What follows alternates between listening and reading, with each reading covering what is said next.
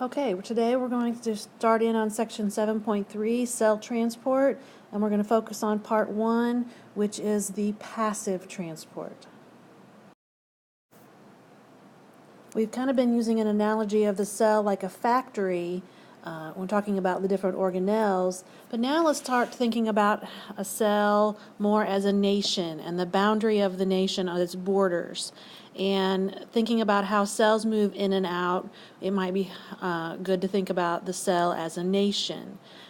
Cells have their own borders which separate the cell from its surroundings, just like a nation has borders, and they try to regulate and control the goods and the people that move across the border.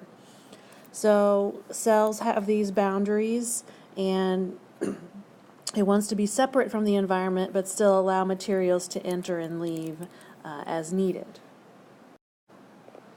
So the first thing we're going to discuss here is what we call passive transport, and that's the moving of materials across the cell membrane without using energy. So we're able to move things across the cell membrane, but the cell does not have to expend any energy. Every living cell, whether it's a plant cell or an animal cell or a bacterial cell, exists in a liquid environment, surrounded by some sort of a liquid, water-based. One of the most important functions of the cell membrane is to keep the cell's internal conditions relatively constant. We call this homeostasis. The cell maintains this homeostasis by regulating the movement of molecules from one side of the cell membrane to the other. The cytoplasm of a cell is just a solution of many different substances that are dissolved in a water base. So it's a solution, it's a water-based solution where lots of different things are dissolved in it. And in any solution, whether it's your cytoplasm of your cell or just a glass of water where you drop some food coloring in it, the solute particles will move from an area where they are more concentrated to an area where they are less concentrated. So they will go from high to low concentration. This process of moving from an area of high concentration to low concentration is known as diffusion. We can see that diffusion happening right here in this cell membrane. We see that here is our cell membrane, and we have an area of high concentration, and the molecules are moving their way through the cell membrane to an area now where we have a lower concentration. So they're moving from an area of high concentration to an area of low concentration, and that's called diffusion. So for example, we have a substance that is present in unequal concentrations on either side of the cell membrane. So here we have our cell membrane, and on the outside of the cell we have something with a high concentration, and on the inside of the cell it has a low concentration. If the substance can cross the cell membrane, that's a big if, because not everything can cross the cell membrane, we know, it's selectively permeable. But if it can cross the cell membrane, its particles will move from the area of high concentration to the area of low concentration until it is evenly distributed. So it will move across the cell membrane until we get an even concentration on both sides. So from the high to the low, we can see mostly it's moving in, a few places it's moving out, but mostly it's moving in until we get to an area where we get equal concentration. When the concentration is equal on both sides of the cell membrane, we get what's called equilibrium. And the amount of particles that are moving in is equal to the amount of particles that are moving out, and we call that equilibrium. So So there's no change in the solute concentration, and nothing is changing anymore. So when we reach equilibrium, particles will continue to move across the membrane in both directions, but because equal numbers move in each direction, there is no change in the concentration on either side of the membrane. Diffusion depends on random particle movements, just particles randomly moving. This happens if you put a drop of food coloring in a glass of water, and the high concentration of food coloring will spread out, and eventually it will be distributed evenly throughout the whole glass, even if you don't stir it. That's called diffusion, and that's what happens in our cell membrane. And this happens without requiring the cell to use additional energy, so no energy is needed, and with no energy is needed, we call this passive transport. Passive transport is no energy needed. Now we know from previous experience and previous lessons that only very small non-charged molecules can go across a cell membrane. Small things like carbon dioxide and oxygen can go across the cell membrane.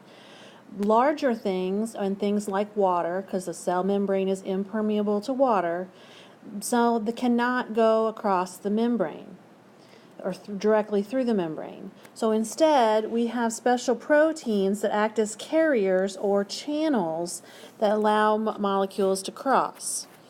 So things that cannot directly diffuse across a cell membrane, large molecules, water, go through special protein channels in a process that's called facilitated diffusion. There have been found hundreds of different proteins that will allow substances to cross a cell membrane. It still does not require any energy in facilitated diffusion, but you're using a special channel protein that allows that to happen. So here we have an example of a channel protein and facilitated diffusion.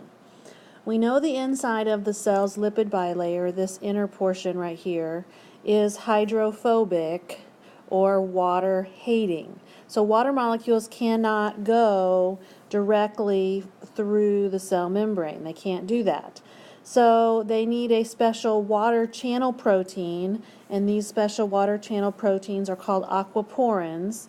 And here's a picture of an aquaporin. It's just an open channel, like an open door, that only allows water to go through the molecule, through the cell membrane. So instead of going through the membrane directly, it goes through these channel proteins. And this movement of water through these facilitated diffusion is an important biological process, and we call that osmosis. So osmosis is the facilitated diffusion of water.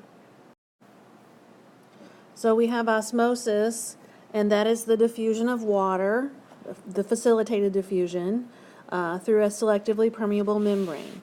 It's the movement of water molecules from an area where we have a high concentration of water to an area where we have a lower concentration of water.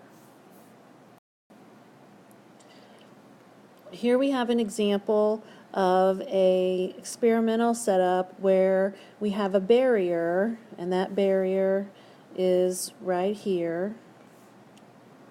And the barrier allows water molecules to pass through, but it does not allow the solute, in this case, which is sugar, to pass through. So here's the membrane, the barrier, enlarged, so it can allow water molecules to pass through it, but sugar molecules cannot. At the start of the experiment, the concentration of sugar molecules is higher over here on the right side. So the concentration of the sugar is higher on the right, therefore there's less water because there's more sugar. So the water concentration is lower on the right. So what happens is the water molecules move across the cell membrane over to the right side where there was less water, and it equals out the concentration. So water moves across the barrier until we get an equilibrium, and at the point where we get equal amounts of water and sugar on both sides.